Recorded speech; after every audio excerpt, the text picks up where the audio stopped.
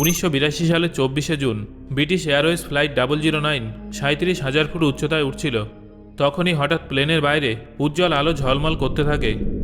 আবহাওয়া একদম পরিষ্কার ছিল, কিন্তু তারপরেও প্লেনে অদ্ভুত এক ধরনের আলো দেখা যাচ্ছিল। মনে হচ্ছিল যেন প্লেনটা আকাশে নয়, বরং তারাদের মাঝে মহাকাশে উঠছে আর একটা অন্য জগতে পৌঁছে গেছে। এমন একটা দুনিয়া যেখানে শুধু চারদিকে আলোই আলো। তারপর হঠাৎ করে প্লেনের 4টে ইঞ্জিন ফেল হয়ে যায়।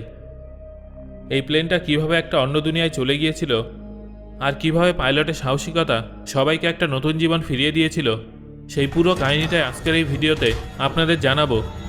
তাহলে চলুন শুরু করা যাক। 1982 সালের 24শে জুন লন্ডনের হিথ্রো এয়ারপোর্ট থেকে বোয়িং 747-এর একটা বিমান ব্রিটিশ এয়ারওয়েজ ফ্লাইট 009 মুম্বাই হয়ে অস্ট্রেলিয়া যাচ্ছিল।